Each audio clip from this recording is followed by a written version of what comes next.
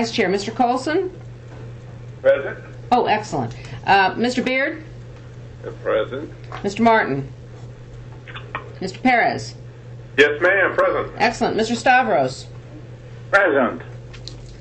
Mr. Temple? Dr. Yost? Here. Mr. Chair, you have a quorum. How did that happen? Well, thank you. I think the first order is to approve the minutes of our March 24th meeting, which are in the folder. Is there a move? So move. Second. All in favor? Aye. Aye. And carries. I don't, Tim, are you taking in for Chris today, or is Chris here? Chris is here. I'm here, sir. Oh, okay, Chris. How about going over the fixed capital outlay budget transfer flexibility? Sir, I believe by your earlier request, we were going to, I can cover it, but we were going to move that to the September meeting where we develop some more specific language on that. Very good.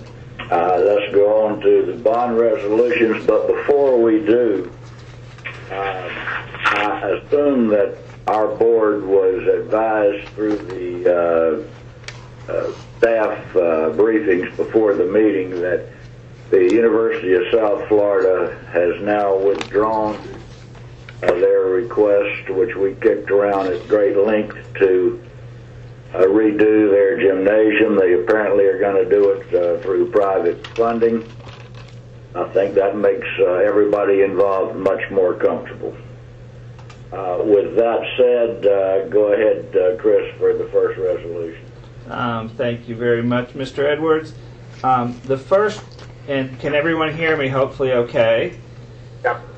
The first is for a resolution of the board to authorize the Division of Bond Finance to issue $47.5 million worth of bonds for Florida International University for a new student residence facility.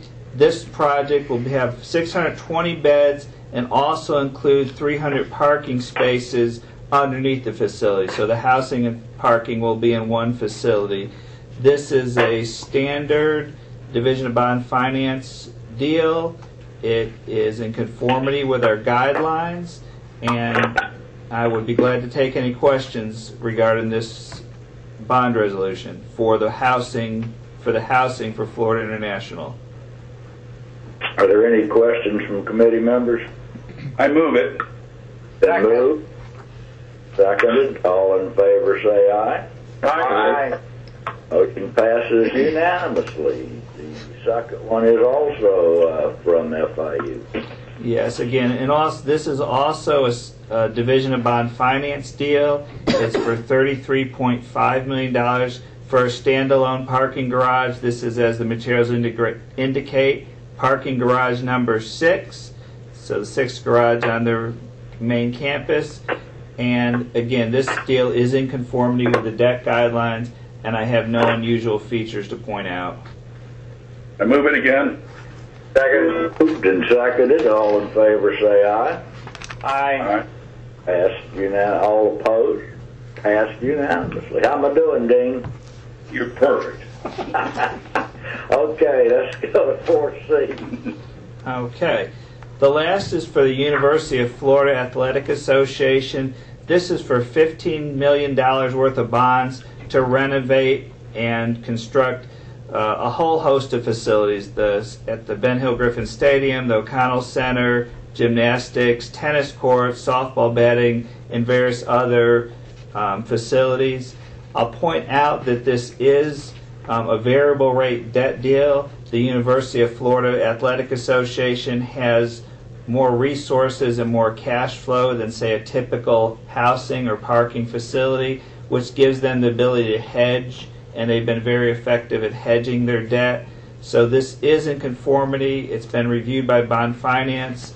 Neither myself nor Bond Finance have concerns about the variable rate nature of this debt as it's proposed, and it is in conformity. The contingencies that are stated in the resolution have already been met, and I would recommend approval as staff. So moved. Second.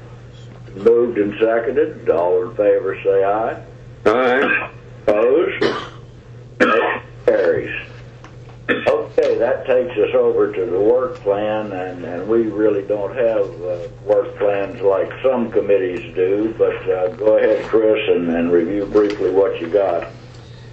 Thank you very much, sir. And the purpose of this, it starts on page 54 of the committee materials, is to basically quickly let the committee know some of the items that we did that were on our original work plan last year and what was accomplished by staff and by the committee, as well as what we see upcoming for the upcoming year. So I'll briefly go through that.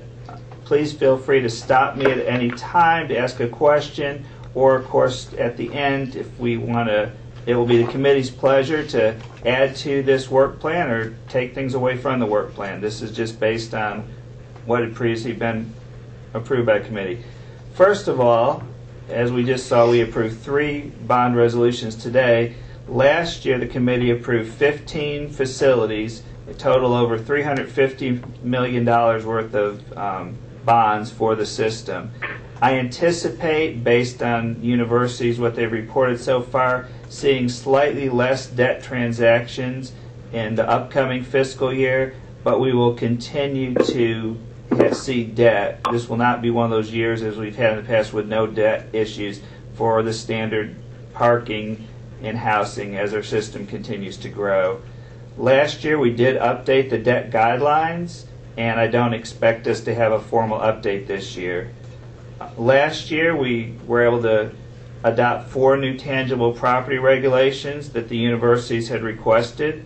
We will continue to work this year to look at our facility regulations and see in which ways we can simplify or perhaps reduce some of our facility regulations. Going forward then to page 55, this is the second page of the work plan, 2 or 3. We completed the survey of student life facilities that had been requested by the legislature. It was adopted as part of the board's legislative agenda. One of the items for consideration by this committee and the board is going forward is the legislature did not act on our request to increase the CITF fee, and what's the pleasure of the board in terms of moving forward with it, to continue to ask for this authority from the legislature or not. So it's on the work plan as a discussion item.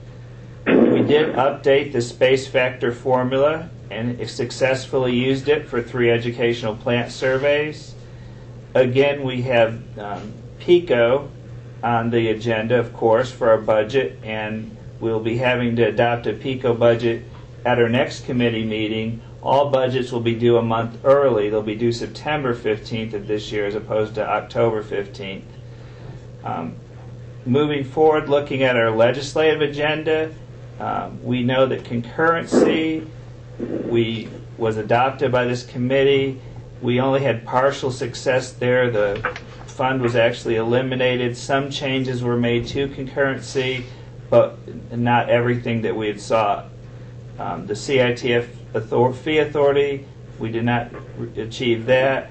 We were able to get several instances where there was references to rules in Florida Statute 1013 and had those changed to regulations, which paralleled the settlement agreement. So we were successful in that endeavor.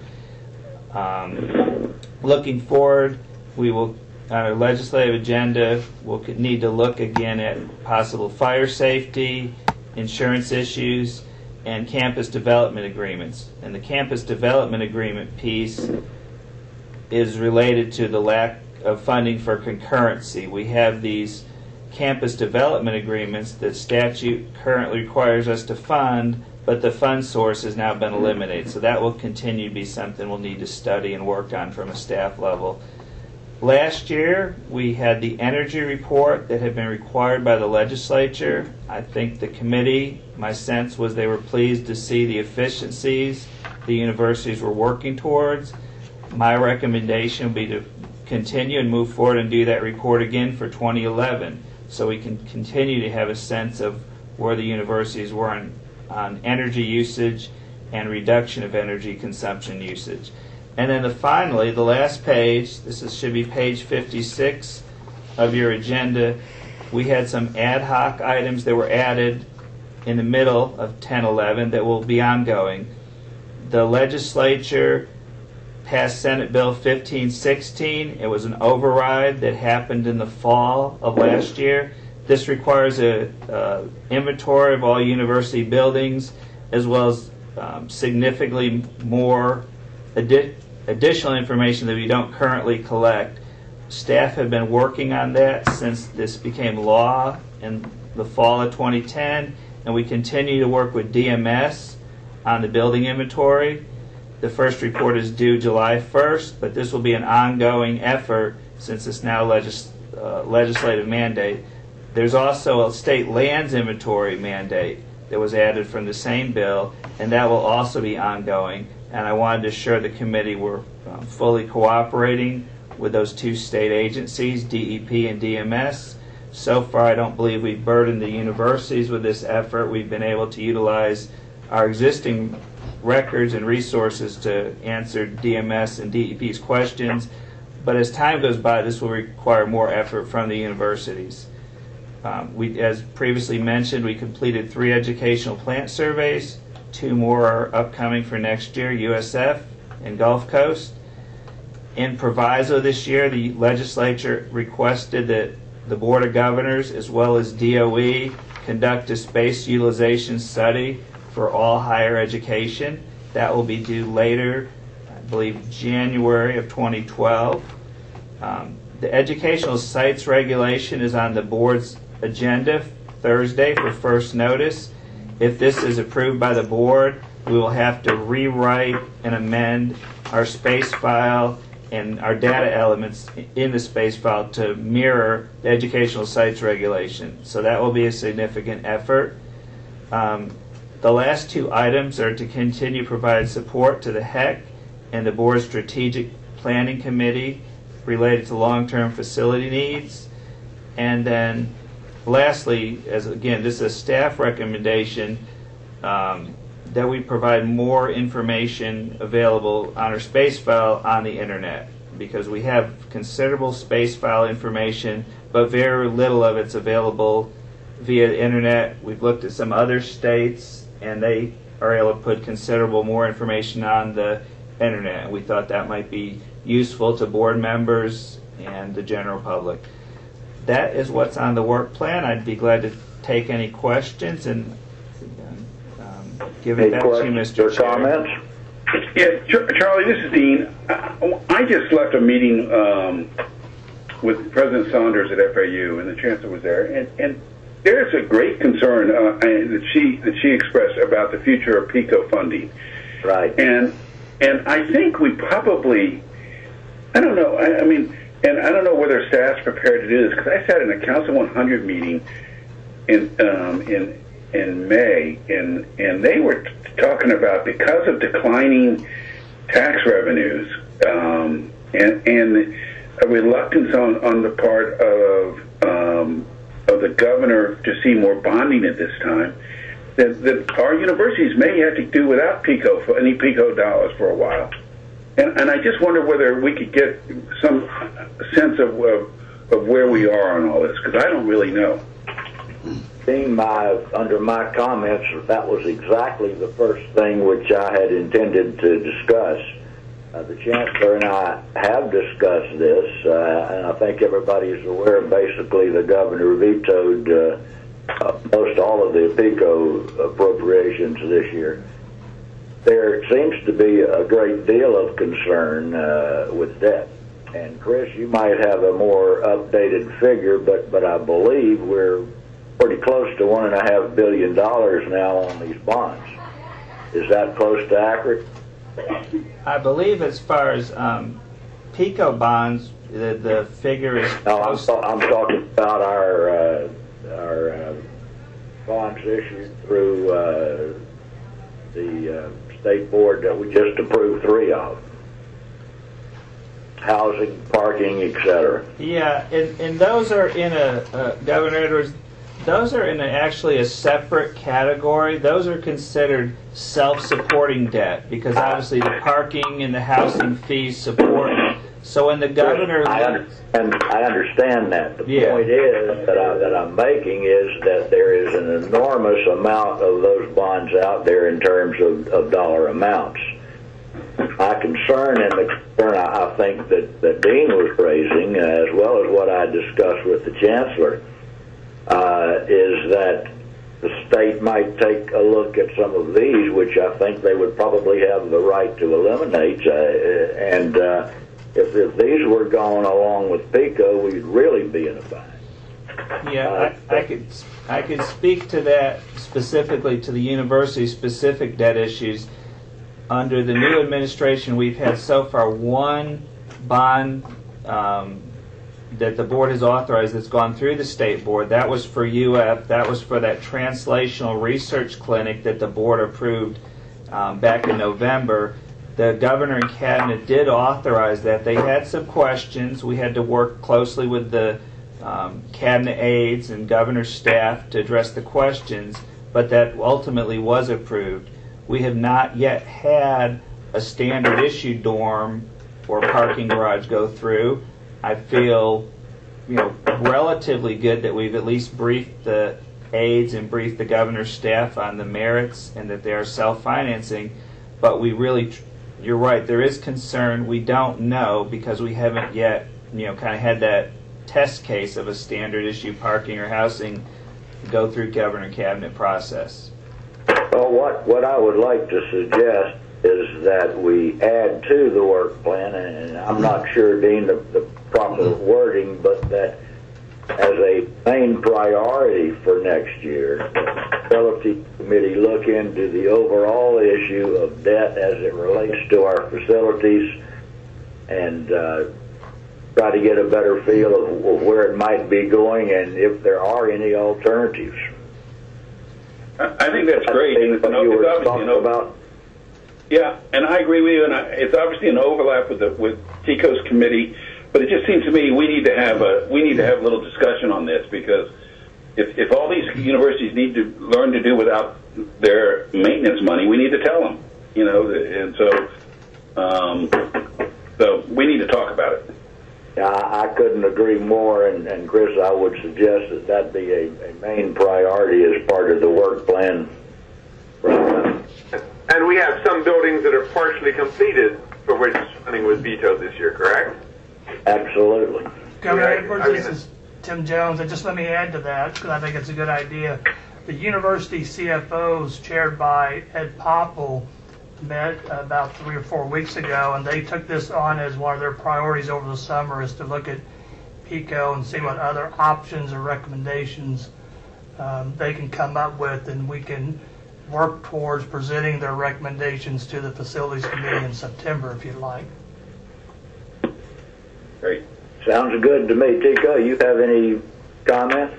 No, Charlie, I think that's the path we need to take. This is obviously a key issue. We had talked about alternative financing in the past, but that was about 2 years ago.